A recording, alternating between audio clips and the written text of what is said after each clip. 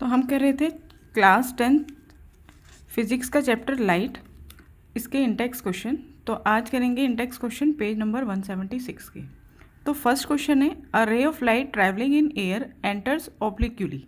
ऑब्लिक्यूली मतलब कोई चीज़ सीधी एंटर ना करके तिरछी, ठीक है, तिरछी एंटर करे, उसको कहते हैं। Into water, does the light ray bend toward the normal और away from the normal, Y.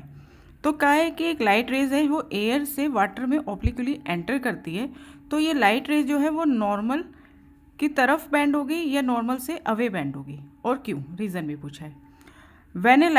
when a ray of light traveling in air enters obliquely in water it bends toward the normal। तो answer है कि जब एक light रे air से water में ऑब्लिक्यूली enter करेगी तो वो नॉर्मल की तरफ बैंड होगी। रीज़न क्या है, this is because water is optically denser than air due to which the speed of light waves decreases on entering water making the light bend toward the normal. इसमें क्या कहा है कि वाटर जो है एक डेंसर मीडियम है, air और वाटर में वाटर एक डेंसर मीडियम है जबकि एयर जो है वो रेयर मीडियम है। डेंसर मीडियम उस मीडियम को कहते हैं जिसमें आकर किसी भी मटेरियल की जो स्पीड है, लाइट की जो स्पीड है वो कम हो जाती है, ठीक है। अगर स्पीड ऑफ लाइट कम हो जाती है तो उसको डेंसर मीडियम कहते हैं, और अगर किसी मीडियम में जाकर उसकी स्पीड ऑफ लाइट ज़्यादा हो जाती है तो उसको रेयर मीडियम कहते हैं, ठीक है। तो वाटर जो है एक डेंसर मीडियम है देन एयर।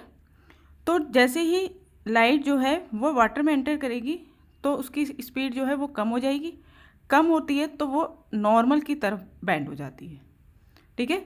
जो लाइट है वो नॉर्मल की तरफ बैंड हो जाती है इन केस जब उसकी स्पीड कम होती है जिस भी मीडियम में जाकर। आप इसको इस तरह से भी समझ सकते हैं।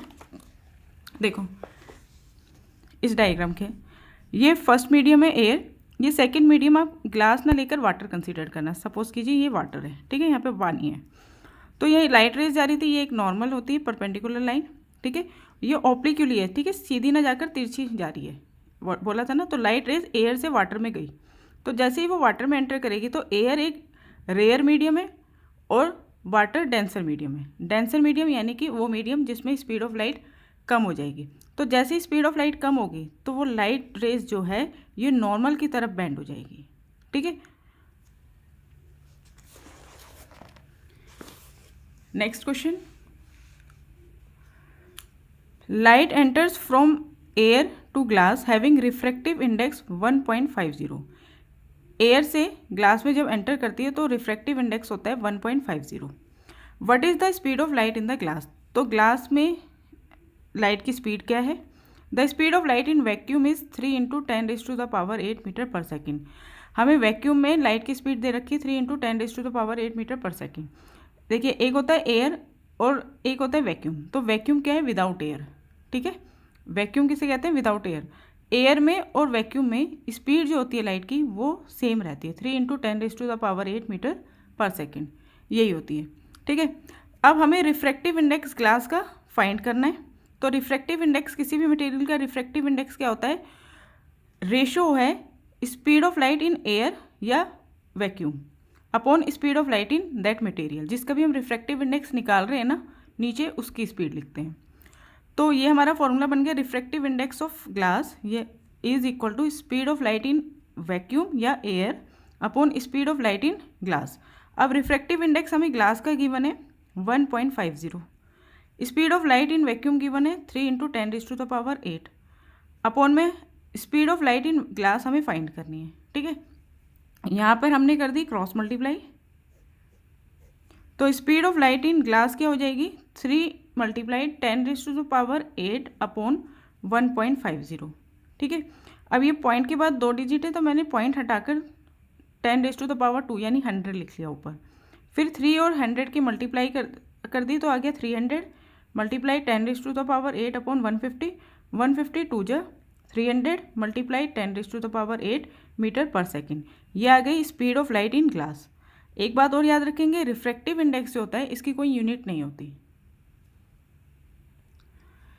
Next question, find out from table 10.3 the medium having highest optical density, also find the medium with lowest optical density.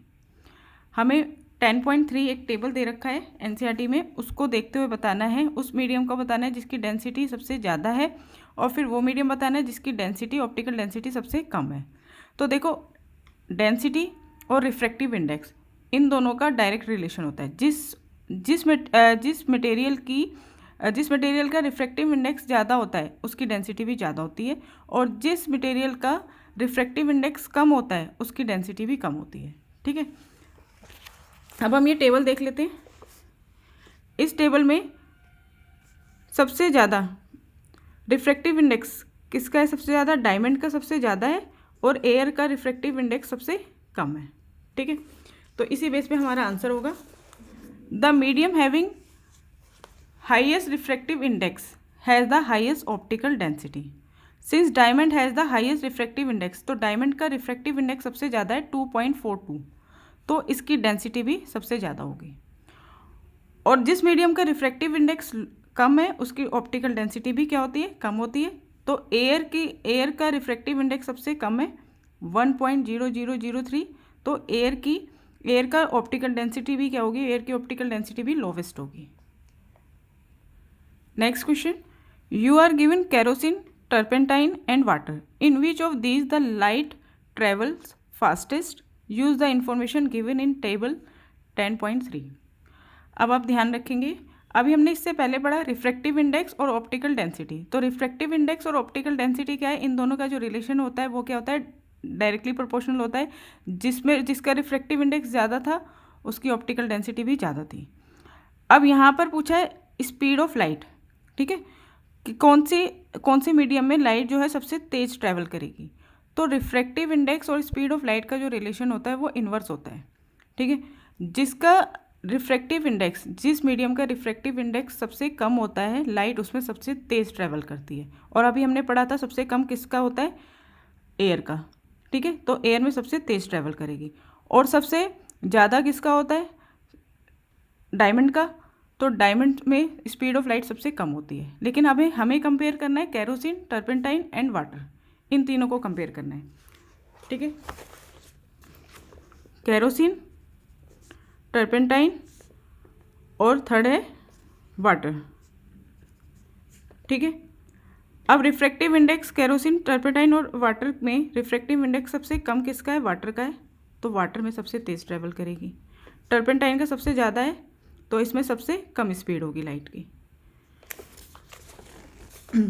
The light travels fastest in that medium which has the lowest refractive index.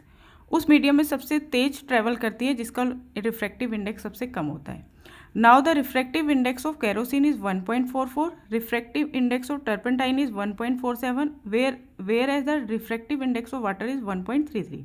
तो तीनों को compare कर लो, सबसे कम किसका है? Water का है। Here water has the lowest refractive index, so light travels fastest in water. ठीक है, next question, the refractive index of diamond is 2.42, what is the meaning of this statement. तो रिफ्रैक्टिव इंडेक्स क्या होता है? Refractive index क्या होता है? Ratio है speed of light in air या vacuum upon speed of light in that material जिसका रिफ्रैक्टिव इंडेक्स हम निकाल रहे हैं। ठीक है, तो रिफ्रैक्टिव इंडेक्स डायमंड का दे रखा है 2.42, तो इसका मतलब है कि स्पीड ऑफ लाइट एयर में और स्पीड ऑफ लाइट डायमंड में इसका रेशियो 2.42 है। ठीक है, by saying that the refractive index of diamond is 2.42, it means that the ratio of speed of light in air to the speed of the light in diamond is equal to 2.42।